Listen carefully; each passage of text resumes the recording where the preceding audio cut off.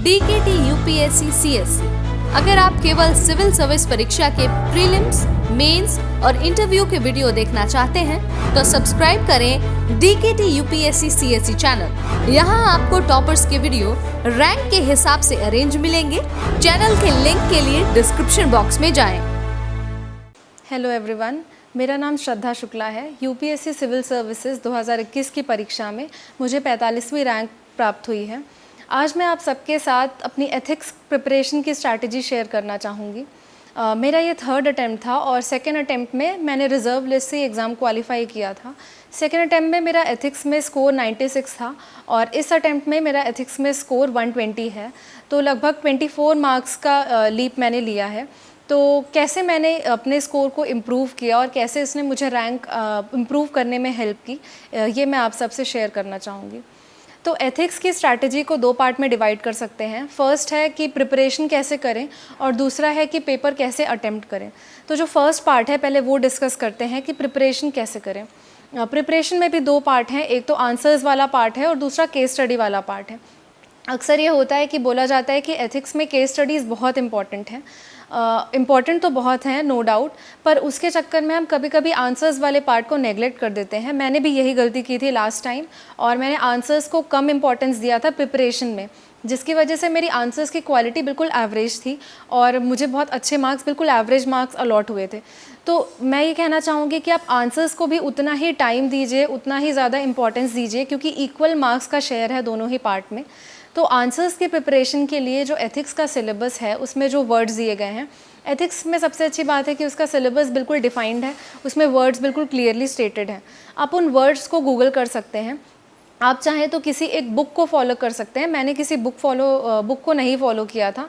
मैंने हर वर्ड को गूगल करके, और बहुत सारी वेबसाइट्स में उसकी डेफिनेशन मिल गई थी, तो मैंने सिंपलेस्ट डेफिनेशन अपने लिए बना लिया था जो मैं याद रख सकूं स्पेशली, क्योंकि एग्ज़ाम में बैठ के आप किसी रटे हुए चीज़ को याद नहीं कर सकते अगर वो बहुत लेंदी हो तो इसीलिए समझा हुआ पार्ट कि आप उस पर्टिकुलर वर्ड से क्या समझते हैं, ऐसा एक बिल्कुल 1 या 2 लाइन का डेफिनेशन आप तैयार कर लीजिए और उसके साथ बिल्कुल सिंपल सा एक एग्जाम्पल तैयार कर लीजिए जो कि आपके पर्सनल लाइफ से रिलेट करे।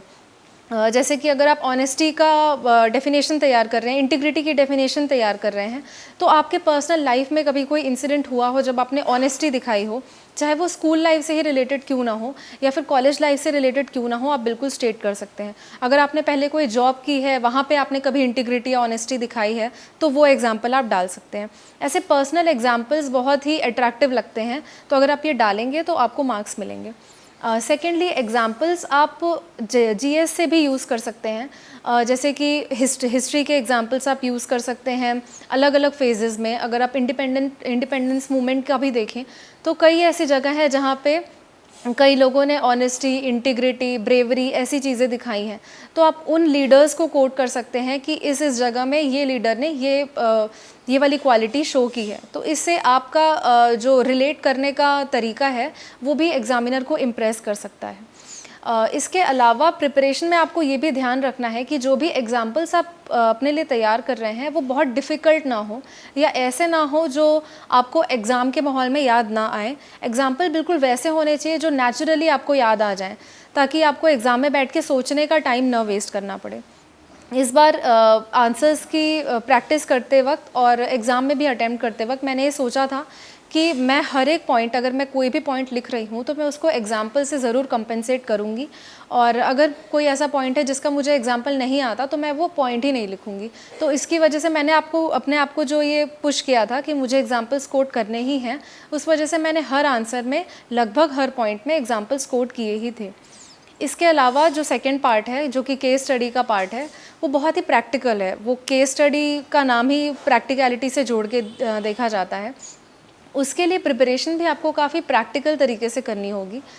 जैसे कि केस स्टडी अगर आप अटेम्प्ट करते हैं तो बहुत ही बेसिक सा अप्रोच होता है। आपको स्टेक होल्डर्स लिखना होता है कि इंट्रोडक्शन, कंक्लूजन, फिर जितने भी ऑप्शंस हैं बीच में वो सारे स्टेट करने होते हैं, और जो ऑप्शन आपको बेस्ट लगे वो आप क्या ऑप्ट करेंगे उसको आपको जस्टिफाई करना होता है। ये बेसिक सा तरीका होता है।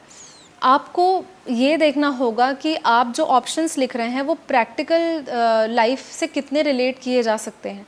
इसके लिए आप एक एक्सरसाइज कर सकते हैं जो मैंने की थी।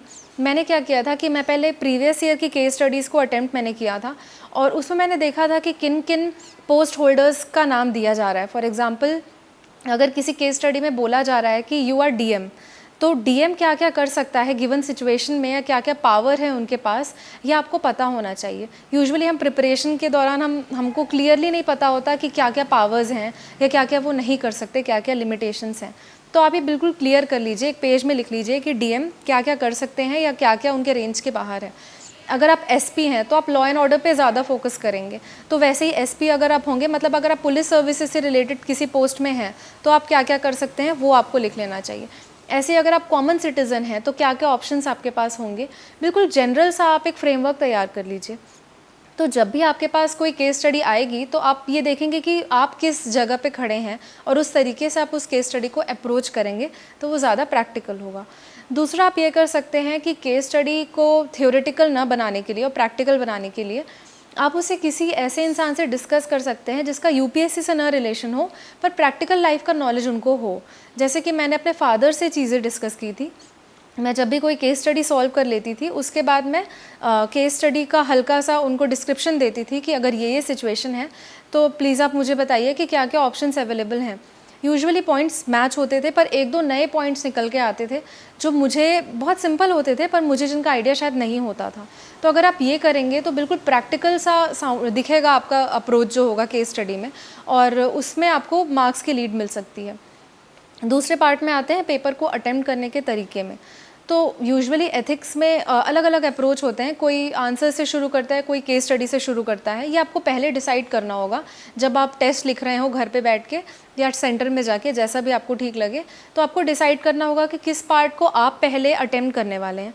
मैंने केस स्टडी को पहले अटेम्प्ट करने का सोचा था और मैंने केस स्टडी अटेम्प्ट की, लेकिन मैं टाइम बाउंड मैंने पहले ही सोच लिया था कि 1.5 आवर्स में मुझे पार्ट बी अटेम्प्ट करना है और जितना हुआ है तुरंत छोड़ के फिर पार्ट ए में आना है, ताकि मैं टाइम मिसमैनेज ना करूं किसी भी पार्ट के साथ। जो मैंने प्रॉब्लम पिछले बार मेरे साथ हुई थी, जो मैंने पिछले बार केस स्टडी पे ज़्यादा टाइम दे दिया था और उस वजह से मेरे आंसर्स की क्वालिटी बिल्कुल डिप्लीट हो गई थी।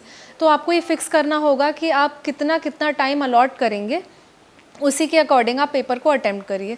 और पेपर अटेम्प्ट करते समय आप याद रखिए कि बिल्कुल इक्वल मार्क्स अलॉटेड है हर एक केस स्टडी को या हर एक क्वेश्चन को। तो कोई क्वेश्चन अगर ज़्यादा टफ है तो उसको अननेसेसरी आप ज़्यादा टाइम दे दें, इजी क्वेश्चन को कम टाइम दें, तो उससे आपको कोई फ़ायदा नहीं होने वाला है। आप इक्वल टाइम दीजिए और अच्छे से दोनों पार्ट को इक्वल इम्पॉर्टेंस से अटेम्प्ट करिए। अगर आप इस सिंपल स्ट्रैटेजी को फॉलो करते हैं और हार्डली 12-15 डेज़ भी अगर आप एथिक्स को डिवोट करते हैं अच्छे से और खूब प्रैक्टिस करते हैं केस स्टडी की, तो आपको एथिक्स में ज़्यादा मार्क्स आराम से स्कोर हो जाएंगे और इजीली स्कोर हो जाएंगे। तो उससे आपके रैंक में भी इंप्रूवमेंट आएगी और आप इंश्योर कर सकते हैं कि जो भी सर्विस आप चाहें वो आपको मिले। तो इसके साथ मैं डीकेटी को भी थैंक यू करना चाहूँगी कि उन्होंने मुझे अपॉर्चुनिटी दी कि मैं अपनी स्ट्रैटेजी शेयर कर सकूँ, और आप सबको ऑल द बेस्ट कहना चाहूँगी। Thank you.